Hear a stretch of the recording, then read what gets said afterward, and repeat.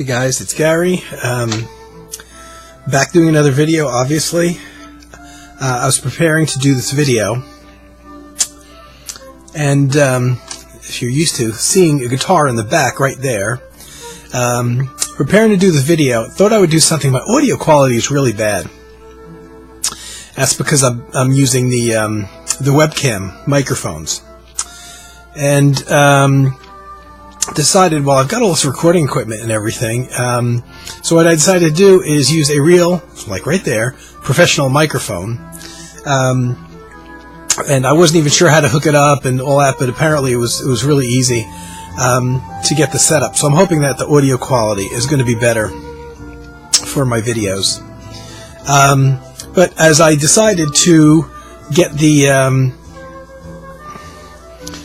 grab that microphone, which was back there with the guitar, I knocked the guitar over and snapped the neck, which really sucks because technically I'm unemployed, and I haven't been spending any money on myself. And the funny thing is, I had a minor repair to that guitar that got done all of 3 weeks ago, maybe not even 3 weeks ago, and it was a minor repair. I was very lucky. It only cost $40. This time around, it's gonna, with a snap neck, I don't even know if it's fixable. I went on the internet and I found that, apparently these have been repaired.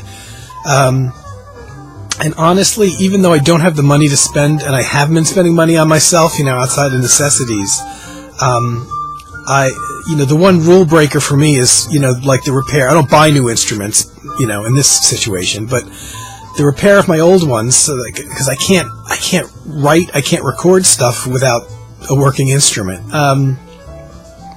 So that was kind of the one exception I make. The problem is, I got to put it on the credit card and figure out how to pay it off, and I don't know how much a snap neck is going to cost to replace. And a guitar is only about a $500 guitar, but I certainly couldn't afford to go fix that. So to do that, so I'm going to bring it back to the same guitar technician.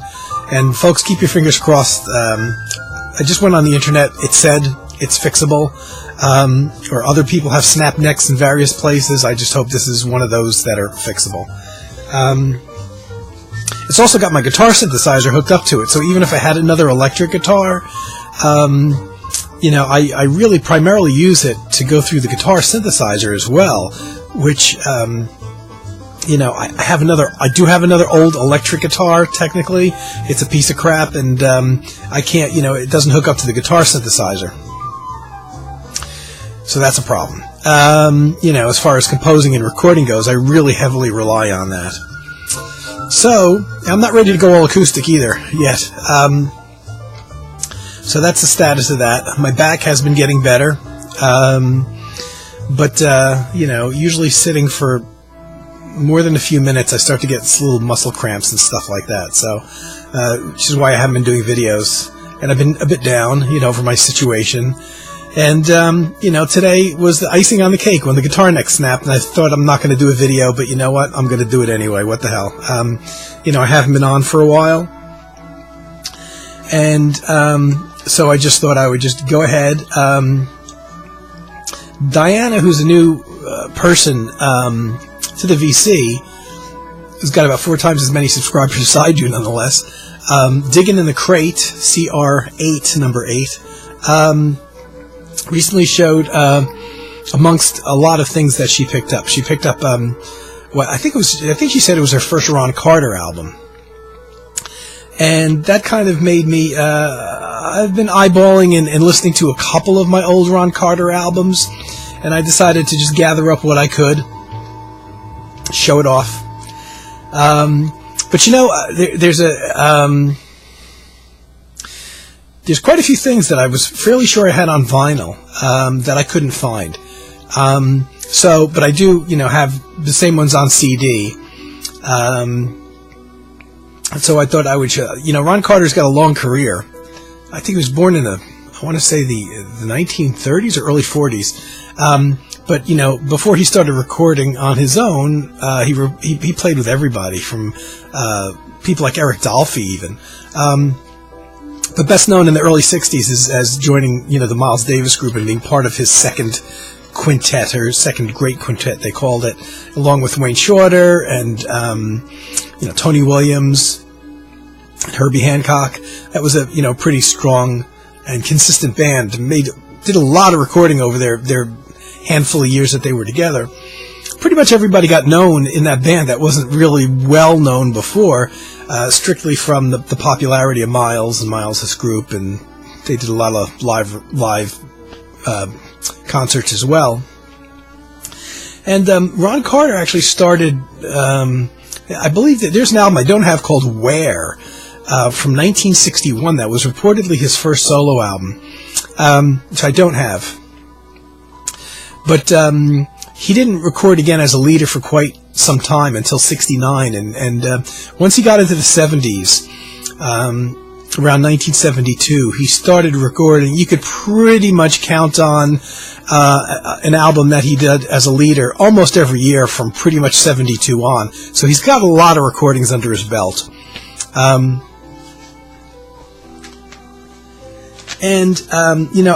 pulled the vinyl where I could find them because just the covers show up better on a video. But, I couldn't. I'm sure. I don't think these are all the vinyls I have. But, most of these are going to be CDs, folks. So here's his 1969 album called Uptown Conversation. It's probably his kids on the cover because I know he's got grandkids now. And it's recorded in October 69. Pretty good album. The sound quality is good for the time. But this is a CD reissue. I think this was out of print for a long time. Like I said, recorded October 69. Ron Carter also plays electric bass on this for a little bit of the album, not much, which is very rare. This might even be the last time that might be the only time on one of his solo albums where you hear him play electric bass. So he's an acoustic bass purist. I think he played a little bit with Miles, which is the guy that pushed him to play electric bass. But I recall him saying he was very uncomfortable playing electric bass, and it wasn't the sound that he liked. So he did play a tiny bit with Miles. But, pretty much reverted back to the acoustic bass. So it's really rare to hear him on any of his solo albums. This might be the only solo album where he plays a little bit of electric bass anyway. Good album, good musicians. He's got Herbie Hancock on piano, Billy Cobham on drums, Grady Tate on drums, the late Sam Brown on guitar. Sam Brown, he must have died a very long time ago in the 70s. Has made quite a few appearances where I really liked his sound, playing with Keith Jarrett and Gary Burton back in the early 70s, very early 70s. He must have died. He probably died before the mid-70s even. And Hubert Laws on flute. There's a few albums that have flute of Ron Carter's in there. I tend to really gravitate toward those albums. I really like them a lot. This is a reissue. There's 4 different label names on here.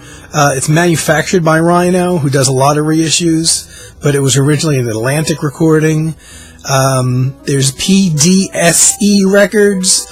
Label M is also on here, so I don't know who the hell issued this. It's a million people.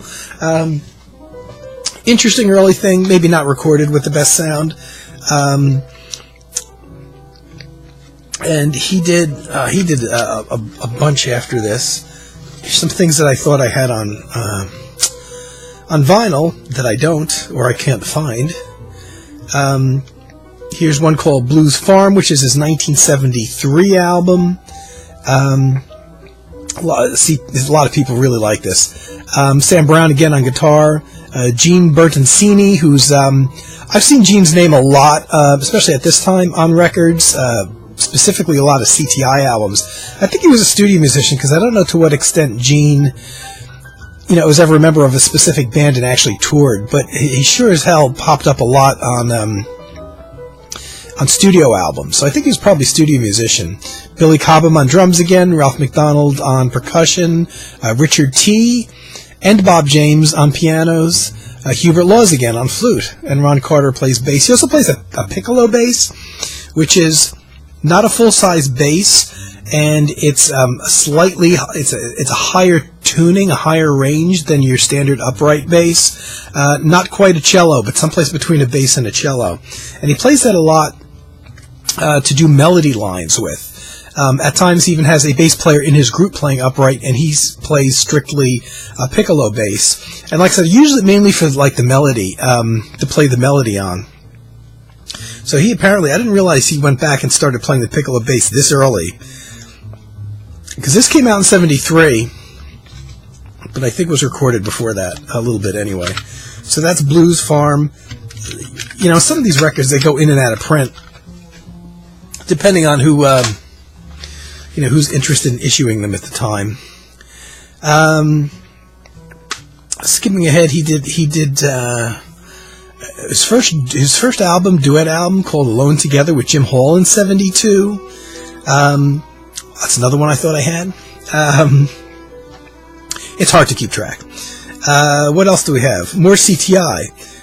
The next one I have here is called Spanish Blue. Another one I thought I had on vinyl. This is a reissue, obviously. And this is from 74 and came out in 75. Again, he's got Billy Cobham. I didn't realize Billy Cobham played drums on so many of his early albums. Jay Berliner on guitar, who's another guitarist that I really like whenever I hear him.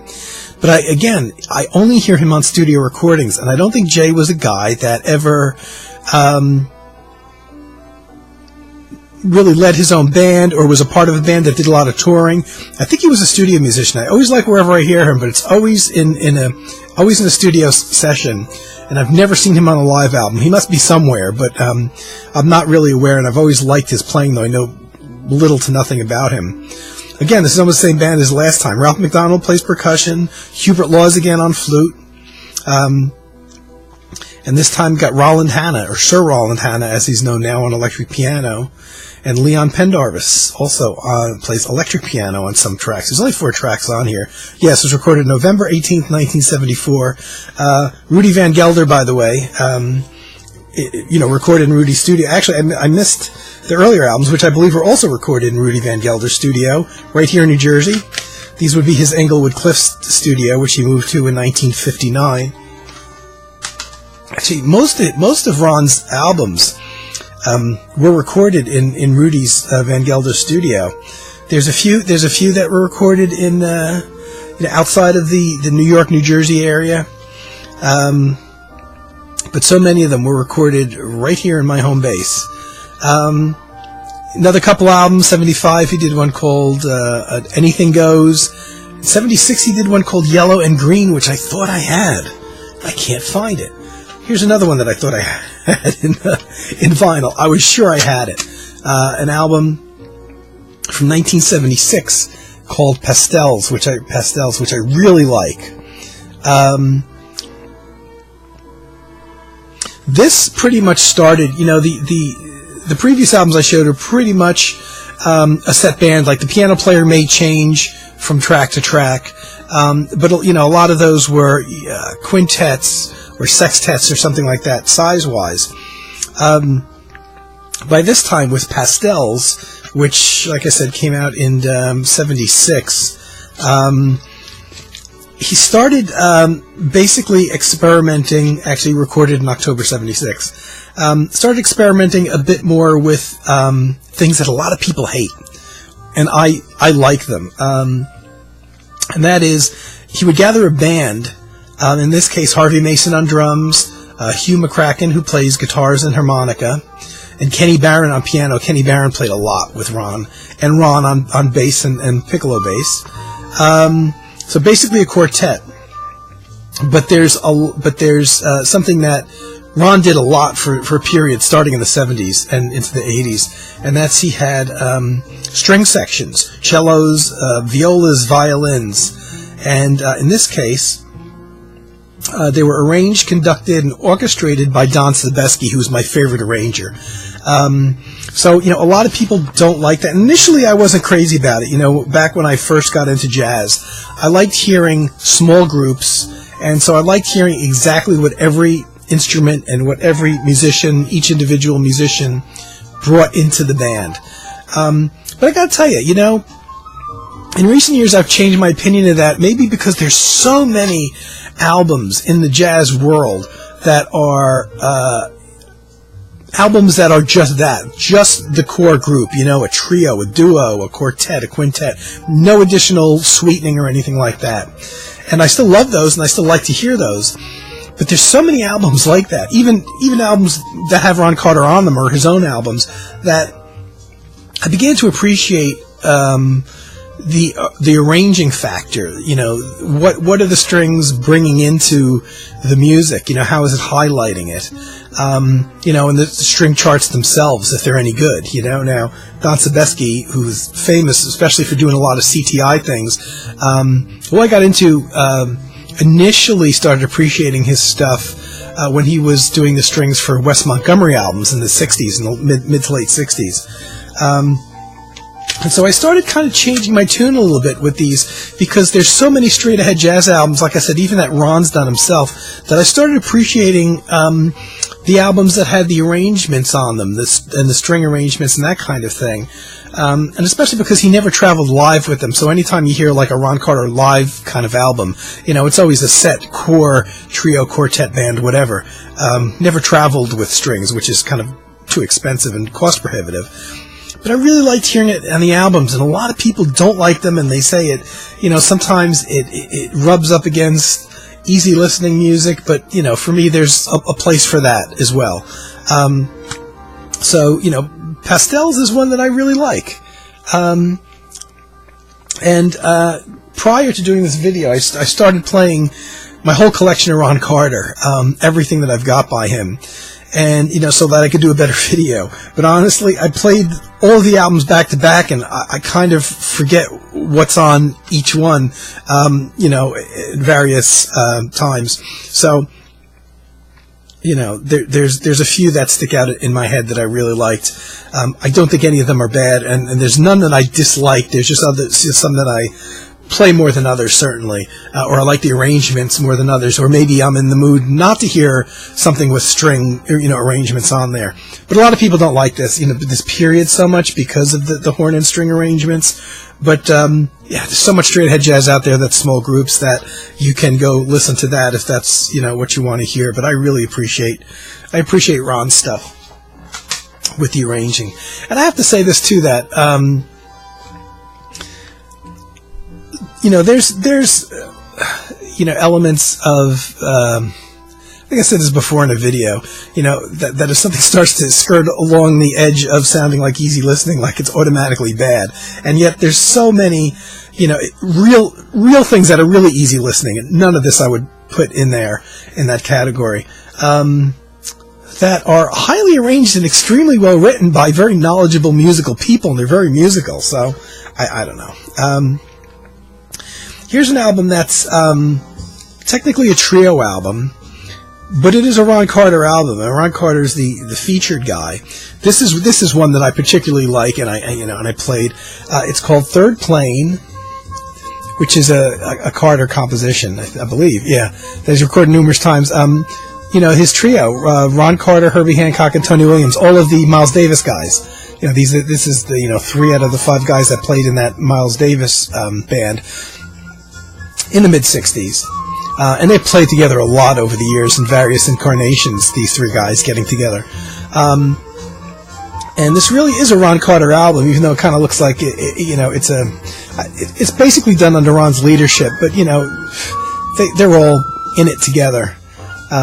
This is one of my favorite ones, actually. You know, with these 3 guys together, this is one of my favorite things. There is no sweetening, there's no horn charts or, you know, strings or anything. This is just the trio. I prefer to hear the trio without horns, though, when you can really hear, once again, going back to, I like to hear the individual musicians, what they bring to the table.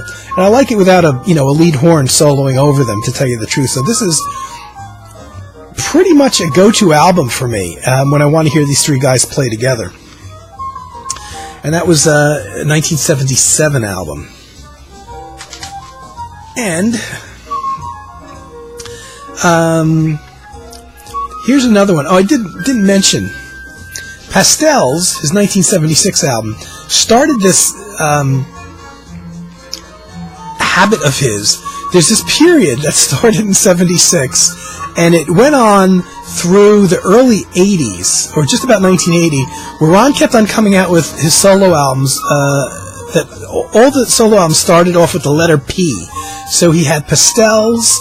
After Pastels, he did an album which I thought I have, but I couldn't find, called Piccolo in '77, which was recorded just before the Third Plane album that I just showed. And when I originally got into Ron Carter, it was in the late 70s, and a friend of mine and I were both collecting various jazz artists, but Ron Carter in particular, and we picked up on Ron Carter shortly after he started titling all his albums with a P. And I guess maybe my friend Frank, maybe he's the one that had Piccolo, which is why I thought I had it and I couldn't find it. But Pastels, Piccolo, and it was kind of funny at the time because we were getting into him at the time that these albums were coming out, and we were always like trying to imagine what the title of his next solo album would be. So in '77 he came out with Third Plane, which broke up that the titling of the P's a little bit, but then in '78 he came out with Peg Leg, another P, Peg Leg. So the P's continued, the P titles continued. And this was the album right after Third Plane, the one I just showed. This one I played recently. I played within the last few days, and I really liked it. This is this was recorded at Rudy Van Gelder once again in '77, and this isn't really a set band. He's got Kenny Barron on piano, Jay Berliner on guitar again, Ben Riley on drums. He has Buster Williams playing bass because Ron Carter actually plays piccolo bass, playing the melody on piccolo bass a lot. And this is one of the arranged albums. It doesn't have a lot of strings. What it has is backing horn sections, which are done really well. Like one tune has four different horn between flute players and clarinets, for instance, on one track. A lot of flute, oboe, bassoon, and clarinets on another track. So instead of strings, he's got these background horn charts, which are backing the basic 5-piece band. And I really like this. I appreciate that being in there. With the acoustic guitar and an electric guitar a bit, which Ron doesn't record a whole lot with guitar. So I really am very much into the times when he brings guitar in, whether or not it's got horns or string arrangements or anything. And here's back in my old videos, I mentioned how I as often as possible saved receipts so I could recall what day and what year I bought albums. And this one actually has a receipt in there, but it's so whited out by history that it's almost unreadable. The back is almost more readable than the front, but it's just faded over time. So let's see if I can Compact Disc World used to be a store around here, so I bought this at Compact Disc World. It looks like June 5th, 97. I thought it was way before that, which is why I like to save these, because my impression was that I picked this up much before that. I think I have this on vinyl though too, Peg Leg. I bought 1, 2, 3. So this night that I went into Compact Disc World, probably on a Friday after work, because that was my habit, I bought 3 Ron Carter albums and a Pat Metheny album, Sign of 4, which is a very experimental Pat Metheny album. So I bought all those in June 1997. That's why I hold on to my receipts. So Peg Leg I really dig. I'm not sure. This was OJC Original Jazz Classics reissue. Very short. Nearly every album I showed you is under 40 minutes. And what I thought they should have done, what they did do later on a couple occasions, is they should have thrown 2 albums together on one compact disc. Compact disc can hold 80 minutes worth of music. Ron Carter's albums are always under 40 minutes, just about. And if it went over 40 minutes, like 41 minutes, and you could pair it with another album that was much shorter. Yeah, Peg Leg I like. I like Peg Leg a lot. Came out in 78. Now, this one is actually one of my introduction to Ron Carter was through a friend. this album called A Song for You. Look at that price, $2.99, sealed. The Leon Russell song, A Song for You. It seemed like jazz dudes in the late 70s really liked recording Leon Russell songs. They were very adaptable, I guess. I know George Benson did as well, record a couple Leon Russell songs. This is the first, my friend bought this. Before I ever heard of Ron Carter or anything, my friend was a bass player. And it may have been recommended to him to buy a Ron Carter album from a teacher or something like that. And it was at a time that I was just trying to expand. We were both, my friend and I, trying to expand outside of the rock genre and knew nothing about jazz. So this is one of the first real jazz albums that a friend of mine bought that we ever sat and really seriously listened to. And shortly after, I bought my own copy. But again, this was recorded in June 1978, once again at Van Gelder Studios here in New Jersey. Oops, see, I knew I was going to do that. I knew I was going to knock into the microphone, which is why I don't want to use this microphone. But, we'll see if the audio quality is better.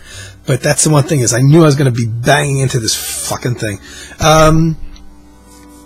So here's another album with Kenny Barron on piano. Leon Pendarvis again plays piano on one song. Jay Berliner plays electric guitar and acoustic guitar on 3 tracks. Jack DeJohnette plays drums.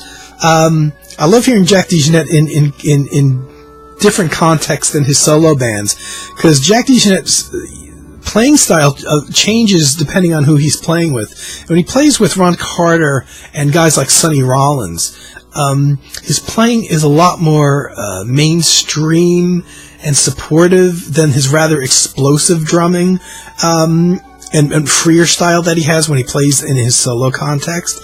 Also have Ralph McDonald on percussion. And like I said, a Rudy Van Gelder production.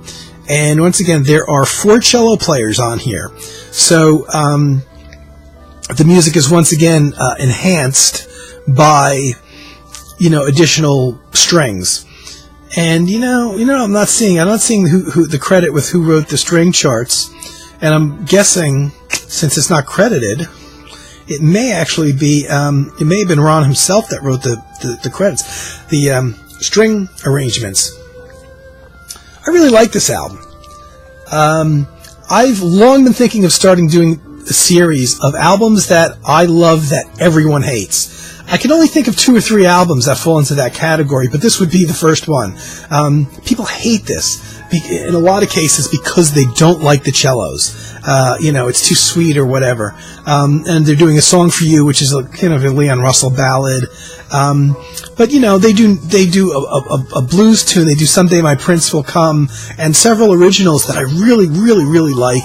It's also got guitar in there. In this case, Jay Berliner again, who I really like when the guitar does appear in Ron Carter albums. And that's that. Let me see, what was next? A Song for You. Now, all this time,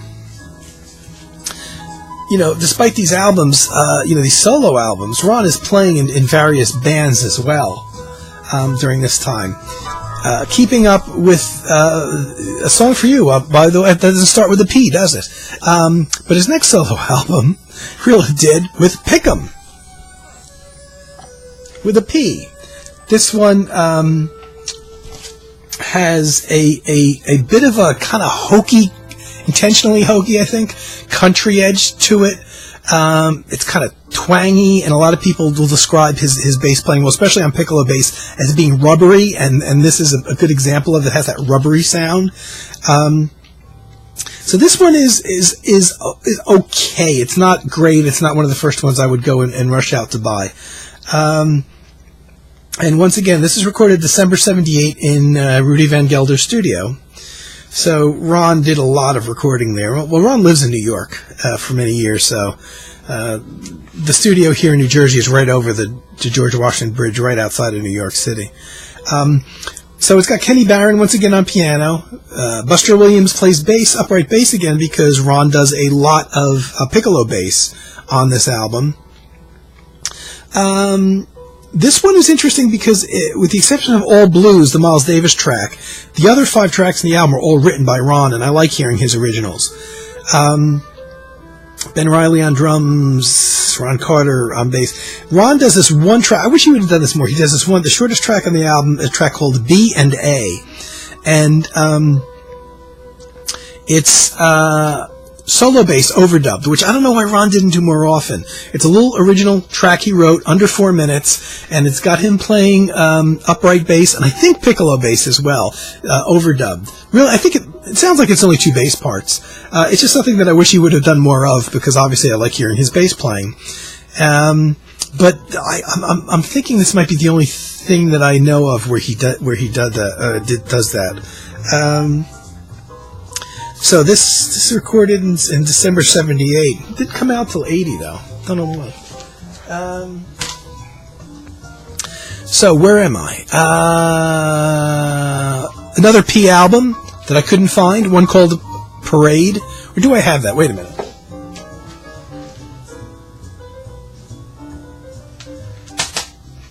Ha ha ha! I do. Here's another P. His next one. 79. I thought I had this on vinyl too. Parade, Keeping Up with the P's. Another album of his. March 79. This was recorded. Really months after his previous album. This is a little bit different of a group. He's got Tony Williams on drums, who he played with a lot. We got Chick Corea on piano, and Joe Henderson on tenor saxophone. No other bass player. Ron plays all the bass and piccolo bass parts himself. There's a version of Sometimes I Feel Like a Motherless Child, but the other 5 tracks are all originals by Ron, which I like. Again, this is an arranged thing. Horns were arranged and conducted by a guy named Wade Marcus. And so it's basically a quartet with Chick Corea on piano. But it's got 1, 2, 3, 4, 5, like 7 or 8 horn players playing charts: trumpet, flugelhorns, trombones, bass trombone, flute, clarinet, alto, and tenor saxophone. So guys playing horn charts, backing him up. No strings, but horn charts. And I like hearing that kind of thing. A little bit of a different band for Ron, with Joe Henderson playing saxophone on there. So I quite like this one too. And a lot of Ron Carter originals, though I do miss. I like hearing guitar in Ron's albums, and which is not something he's recorded with for a lot of years. So that's Parade. I'm trying to do these in semi order, but it's not easy. Okay. I'm lost. What's next? An album called New York Slick. Not a smooth jazz album. New York Slick. This is another arranged album. That's got charts on there. I think it's mostly horn charts.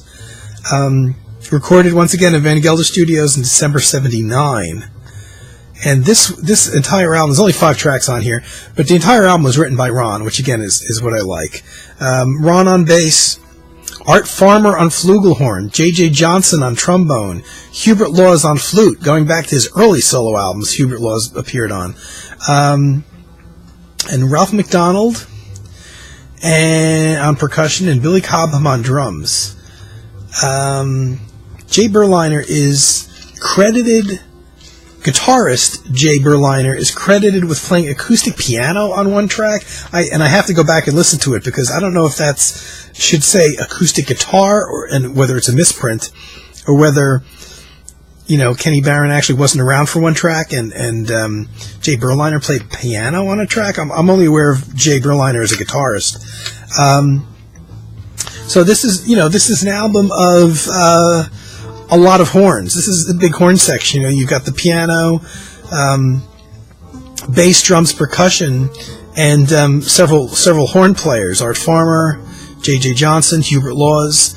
So it's basically almost like a Ralph McDonald only plays on one track here now that I look at it. So it's basically a three-horn band. So I'm sure there's definitely some arranging on here, because it's not just the horns are playing, the main line and then they take turns soloing. There's definitely some arrangement going on here.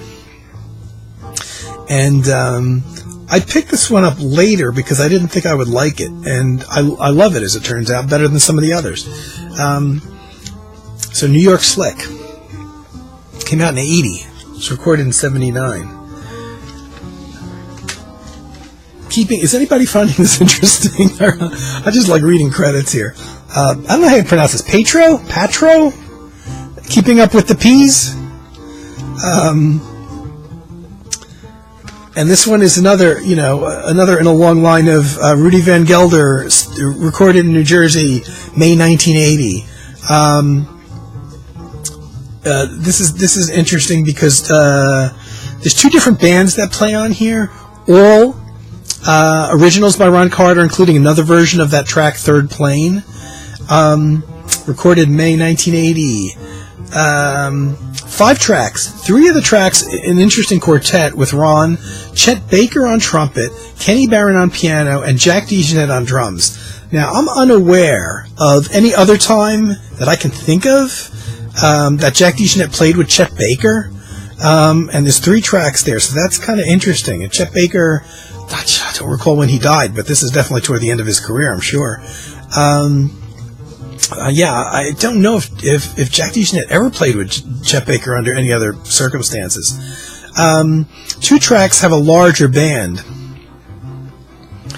which is an interesting larger band. It's got Ron, it's got Chet Baker again, Kenny Barron again on piano, another piano player whose name is Alicio Aguiar. Never heard of him or her, I don't even know. Edison Machado on drums, somebody else I'm unfamiliar with, and very oddly for a conservative jazz album, Nana Vasconcelos on percussion, and also a guitar player, Amore Tristeo, and that's only 2 tracks, but that's an interesting band, with guitar, piano, and Chet Baker on trumpet, and Nana Vasconcelos on percussion. Weird groupings here. This one I remember liking too. It's got 5 tracks with 2 different bands. So there's, for the short running time, which is like 38 minutes or something, a bit of variety on there, which I quite like. And once again, he kept up the P titles. Now, there's an album that I'm missing called Parfait with a P. No, I'm not missing it. It's on vinyl. Keeping Up with the Peas. You can see why my friend and I were like anticipating what's the title of his next album going to be. There's so many P albums that you forget which ones you have, and I think that's why he probably stopped. This is where he stopped, right here with the P titles. This, again, recorded Van Gelder Studios, September 1980. This is an interesting album, like all of his are. It's pretty much a completely different band than what he's played with in the past. It's only a 4-piece band. A drummer, Wilby Fletcher, who I'm not familiar with, Leon Malson, a double bass player, and Ron Carter's playing the piccolo bass, so he's playing most of the melody lines on the piccolo bass on here, and Ted Lowe on piano. So it's basically a piano trio with the addition of the piccolo bass playing most of the melodies. And they do a version of Round Midnight and 4 other tracks that are all, once again, Ron Carter originals. This is pretty much a live thing. This was recorded in one day, apparently, September 29th, 1980. I don't know how the guys record albums in one day like that, Of course, it's short, again, it's under 40 minutes. But I don't know. Straight Ahead, this is very much a straight ahead album. There's no sweetening, there's no horn charts, no string charts. It's just these 4 guys playing.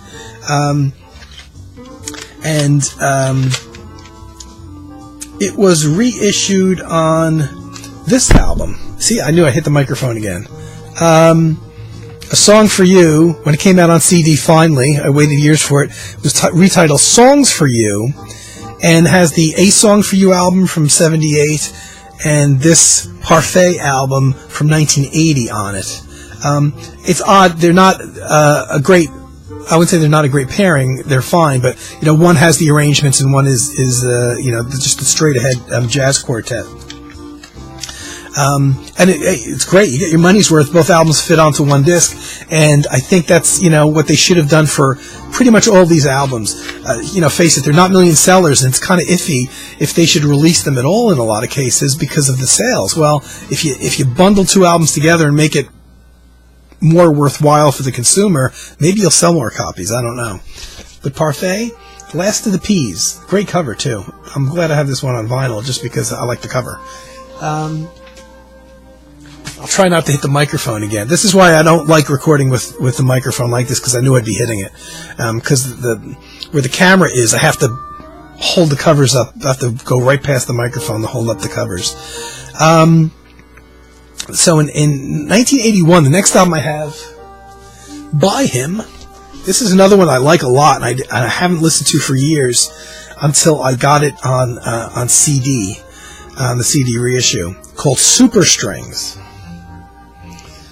It's real hard for me. It's really hard for me to maneuver around the microphone, so I probably won't be using it again unless the music in the background is coming through really good. Super Strings is an album from April 1981. Ron Carter on bass and piccolo bass. Again, Jack DeJohnette on drums, love him. Ralph McDonald on percussion, Kenny Barron again on piano, and John Tropia on guitar, another guitarist I very much like, and a guy that I think is primarily a studio guy. I don't recall seeing a lot of live albums that he was, or bands that he was a part of. So John Tropia is another studio musician, I think, but a jazz guy. And I always, wherever I've heard him play, I've always liked. This has, once again, strings on it, arranged by Wade Marcus, and they list the string players, and there's cellos, bass in the string section, and there's like 4 cellos and like a dozen violins and violas, so there's a lot of strings on here. One of the reasons why it's called Super Strings. And let me see, there is one song called Don't Misunderstand, written by Gordon Parks. The other 5 tracks are, once again, all Carter originals, including another version of Uptown Conversation. So he re-records a lot of his originals in different settings as the years go by. Very heavy on the string sections at times. Basically, it's a 5-piece band with the strings doing accents. It's not like classical music where the strings are really an integral part. It's more like accenting, but the string charts are really great, and I really dig this album. And when I dug it out recently, I so wanted to get it on CD, only to find out I missed the CD issue of it. And when it came out on CD, they did a great thing. They paired it up with the 1978 album Pick 'Em, and the Super String album together. Now, I missed this when it came out, and this is out of print now. I hate buying used CDs with a passion. But I had to get this, and I thought, you know what? It's just going to get harder and harder to get as time goes on. I don't know to what extent they're going to reissue this, because the original CD issue came out in 2001. They allowed it to go out of print, which means it's not selling. So unless they do a huge box set or something like that, I don't see them doing probably a reissue of this anytime soon. So I bit the bullet. I found a really good, clean, quality used copy and bought it recently. And it's one of the few, it's a big deal for me to buy CDs now. I buy one budget CD every 3 or 4 weeks. That's all I do. As far as spending on myself goes, which is why my guitar neck breaking thing, I'm panicking about that, and honestly, I just have to get that fixed. But I think this is my most recent CD purchase, actually. I'm buying a used copy of this, which I got for, a decent price. I'm just sorry, I completely missed it when it came out, when it was reissued. And once again, it's the only other time that they paired two albums together on this one and this one, making them good buys. So Super Strings I dig, but a lot of people are not going to like it for the same reason that I guess, they see the Strings as being too much akin to, easy listening music. Now, this isn't technically a Ron Carter album, but I consider it to be. And so I'm throwing it in with his albums as a leader. Credited to Herbie Hancock Quartet. And it's actually a 2-record set.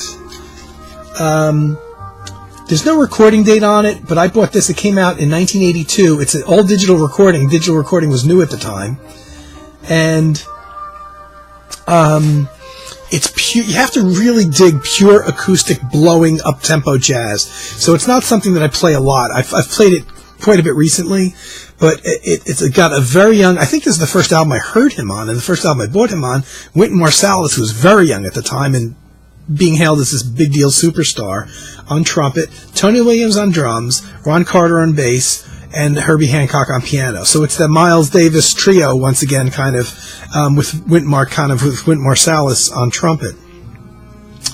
And this was an album. I don't think they were originally planning on releasing in the U.S. because it was recorded for a Japanese record label in a Japanese studio.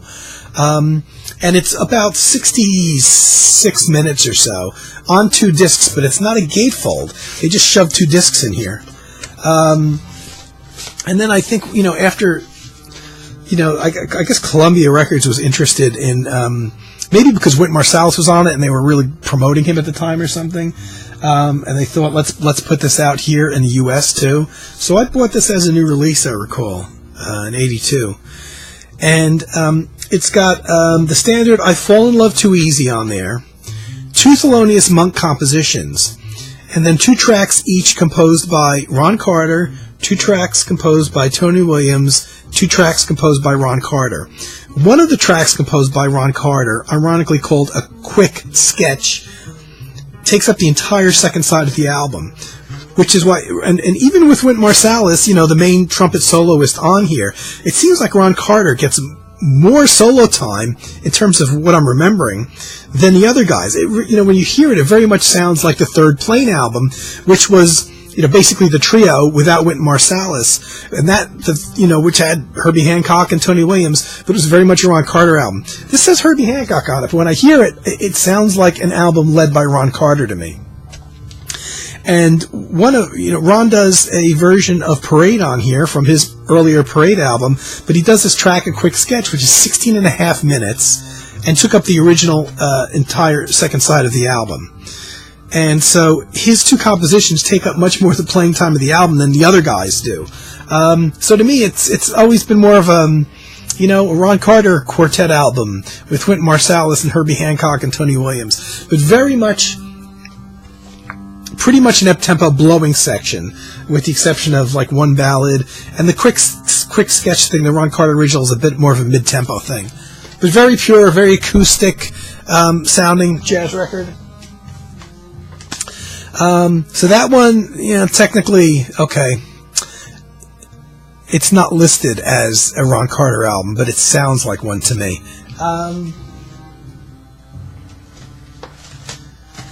Yeah, I didn't want this to go this long. Anyway, I'm just going to quickly show what I've got left. Another one that I have somewhere on vinyl called Etudes.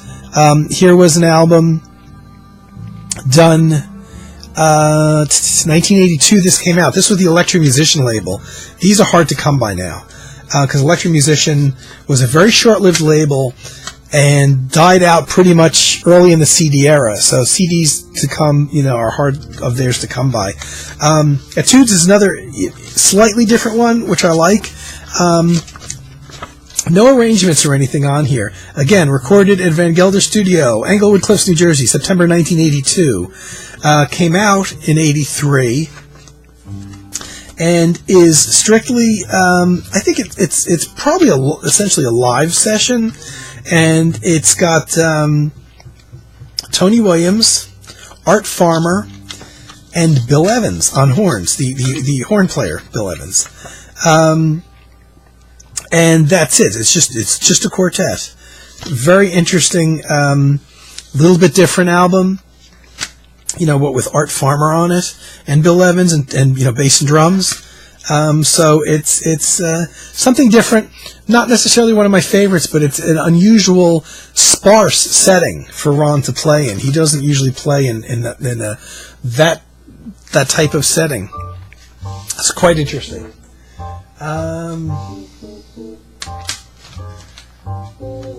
I forgot the order that these go in now. Oh. Probably this is the next one. And the one that I unfortunately don't have on CD yet. Ron Carter and Jim Hall, who recorded a bunch of duo albums together, did this one live at Village West in 82.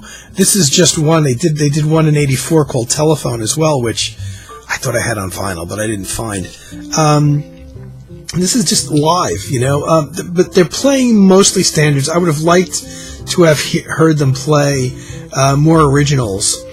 I don't see the recording date, but I know it came out in 84. Yeah, it came out in 84, 82. 82, but I don't know. I know it was recorded in 82. But there's 1984 date on here, which means I don't know if they held it back an unusually long period of time. They usually, at the time, were fairly quick in releasing things shortly after they were recorded. But it's got a lot of standards on there. Thelonious Monk tracks. It's only got one Ron Carter track. It's got St. Thomas by Sonny Rollins. George Gershwin tracks on here. Oscar Pettiford. So there's a lot of mainstream stuff on here. But it's interesting to hear just the guitar and bass together. And I know that, oddly enough, I know that building that you can see in the right there. I don't live too far from, or at the time, I didn't live too far from right where that building was. That's a hotel. If it's the place I'm thinking of, that's a hotel right there. So, they're in New York City, by the way. Interesting album. They did a whole bunch of duo recordings, Jim Hall and Ron Carter together. I think all of them are worth listening to, but that's just me. And moving along, I got to move one reference page here. Yeah, I have a lot more, and I didn't want to go this long. So, Ron Carter meets Bach. This is solo bass recordings of Bach pieces recorded in 1991, oddly enough, in a studio in New York City, not Van Gelder Studio. This is obviously very different. There's not, as I remember, there's not like improvisation on here. This is tracks that you would know if you heard that you probably don't know the titles of, including stuff from Flute Sonata and things written obviously for other instruments by Bach. Ron did all the arrangements himself. But solo bass, as I recall, a lot of bowed bass things in there, and piccolo bass he plays. It lists the equipment in here, the pickups he uses, and blah blah blah. But this is quite an interesting. Whether or not you like Bach, this is certainly a quiet album, and it's something out of his usual jazz thing. So if you're a Ron fan at all, it's almost, worthwhile buying just because it's so different. And the CD that was playing until just a couple minutes ago, because it ran out of time, upon playing this again, one called Ron Carter Friends, after playing this again, this came out in 93. I had no recollection of this one, so I'm glad I played it before I did the video. There's a whole bunch of classical tracks that Ron does on this one, rearranged for jazz ensemble. pretty much the entire album with a couple originals on here, are fairly well-known Chopin pieces. Fiore, I think is how you pronounce it. Rachmaninoff, and one exception, John Lewis from the Modern Jazz Quartet does one of his tracks. But Ron plays bass and piccolo bass. The musicians kind of change track to track on this, and it can get to be a fairly large band at times. But Hubert Laws, again, shows up on flute. He's got 4 cello players on there, so there's that quite a lot of string arranging on here. And this is one of the best. When it comes to the albums with strings, this album, Friends, is one of the best, I think. Steve Kroon on percussion, Louis Nash on drums, Leon Melson on upright bass. Ron plays a lot of piccolo bass on here. 3 different piano players, Allison Dean, Steve and Scott, Kenny Barron again, and Hubert Laws on flute. And the flute is really great on this album because it mixes very nice with the cello section that's on here. So again, it's highly arranged. There's a heavy classical vibe, even though it's done in a jazzy way. So this is another, for me, must-have, and I completely skipped over it mentally until I played it again, and I'm like, damn, that's good.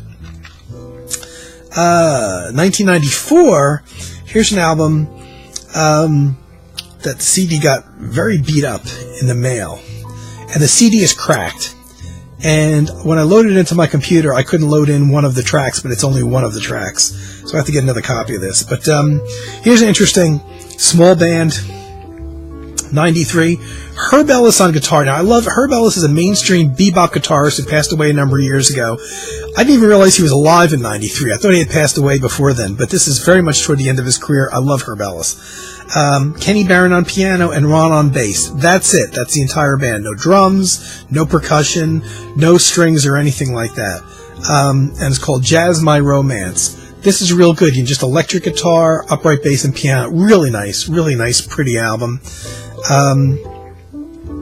Bunch of there's Sonny Rollins tune on here. You know, several Ron Carter originals, several standards. My Romance, Summertime, I Fall in Love Too Easy, Sweet Lorraine. There's a bunch of standards on here, as well as a handful of originals, and another nice album because the context is so different.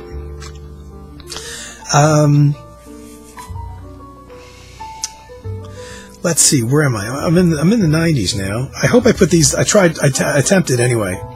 There's a whole bunch of albums. He came out with an album after this in 95 called Mr. Bowtie, which I don't have. 97, he came out with this album, once again recorded in Rudy Van Gelder's studio. This is amongst my favorite of his later period things going into the 90s. This album is called The Bass and I, and it's a piano trio, basically.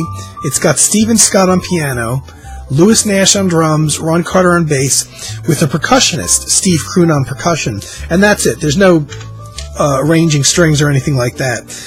It's basically a quartet, but there's a drummer and percussionist in the group, which I like. So it's I like that. Piano trios are just there's so many recordings of piano trios that it's a little bit hard for me to get into them. And just the difference of having that additional hand percussion by Steve Kroon in there. Now, this was a band, I'm sure they did live gigs. I would like to see more releases by this quartet. Just that, no horn player as the fourth member, but the percussion. I love the coloring of that additional percussion.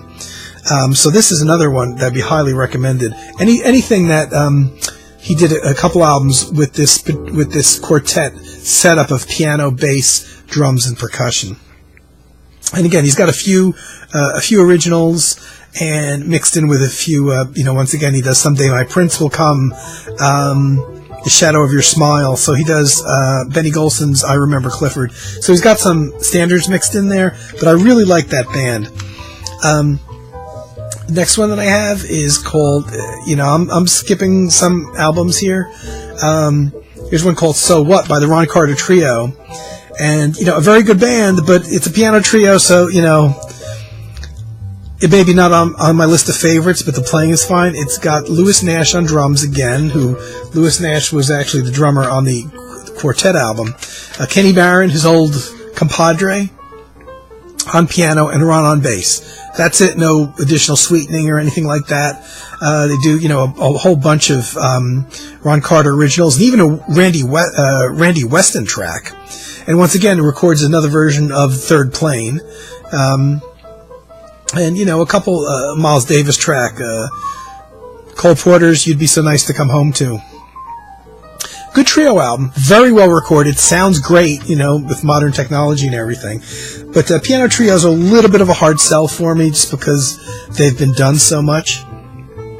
Going back to hitting the 2000s, here's an album called When Skies Are Gray, and another one that I really like because it's back. He's got the quartet back again.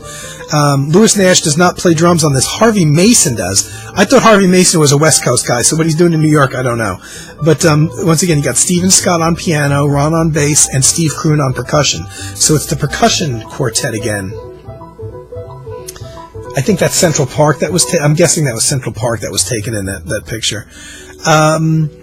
It's got a couple not quite as well known standards or non-originals. One of them is a song by Joe Beam, but there's also a Ray Bryant track, Cubano Chant, and a whole bunch of Ron Carter originals. I bought this on BMG when I was a record club member of the BMG Record Club. This one I really like too. Like I said, it's that quartet with the percussion. I really, really, really dig that. This video has gone on way too long. I only got 2 left though. Going a bit later, 2001, the very next year, a little bit more of an unusual band, but now you're seeing that the arrangements and the string and horn charts are all pretty much gone, and most of his albums are essentially live in the studio albums. So here's one called Stardust, which is a bunch of people playing with him that haven't played as much with him in the past. Benny Golson on tenor sax, Sir Roland Hanna on piano, who hadn't played on a Ron Carter solo album for years, I think. Lenny White on drums, that's an odd choice. And Joe Locke on vibraphone, which I really dig. So it's a set band, but there's 3 tracks that the vibraphone player doesn't play on it, and Benny Golson, the saxophone player, doesn't play on three tracks either. So there's a nice mixture, even though you've got the same 5 guys basically appearing throughout the album. There's there might be a track or 2 that's just a piano trio. There's one track that's just bass and piano duet.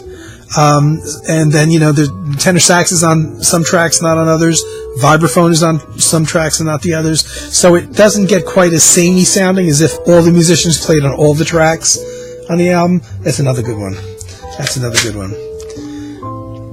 This is why I don't like doing videos by people that I have a lot of albums by. Getting back to an earlier setting, this is the most recent solo album of his I have, called The Golden Striker, and this is another one that really I liked a lot. He goes back to a trio, again, essentially a live thing in the studio. No sweetening of strings or horns or anything, and no drummer. He goes back to the bass, piano, and guitar, whereas you had Herb Ellis on the other album, electric guitar. He's got Russell Malone on electric guitar, Mulgrew Miller on piano, no drummer, and Ron on bass. And this is, to what extent you can hear it, the other album I have playing in the background. Another one that I really like, not just because of the trio setting without the drums or anything, but they do a version, which is playing right now, of Concerto di Aranjuez, the Adagio theme by Rodrigo. And a whole bunch of Ron Carter originals that he's recorded before. New York Slick, a quick sketch, which he's done before, including on that Herbie Hancock Quartet album, Parade. He also does a version of Autumn Leaves, a Mulgrew Miller original, and a Russell Malone original, the 2 players on the album. And The Golden Striker, the title track, is a version of that song, The Golden Striker, written by John Lewis, the piano player and composer of the Modern Jazz Quartet. Ron seems to really like John Lewis's compositions. I can't blame him. So that's Ron hasn't recorded as much Now, this album came out around 2003. He actually had another album come out in 2003. But he's recorded as a leader not quite as much in recent years. Maybe, you know, he might skip a year of solo albums, but and I'm not done. I just about dropped these. Why not? I broke my guitar neck. I might as well break everything else. He hasn't recorded maybe as much as a leader in the recent years, but he's 70-something years old. So that's my Ron Carter, including things that I would highly recommend, you know, and some others that I would put off till maybe later.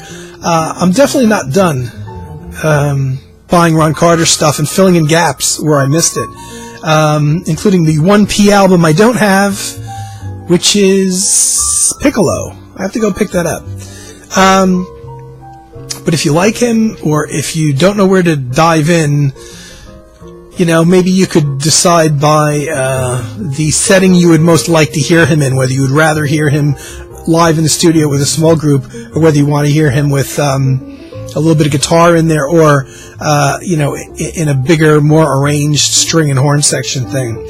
So I hope maybe my showing that stuff might have enough information for you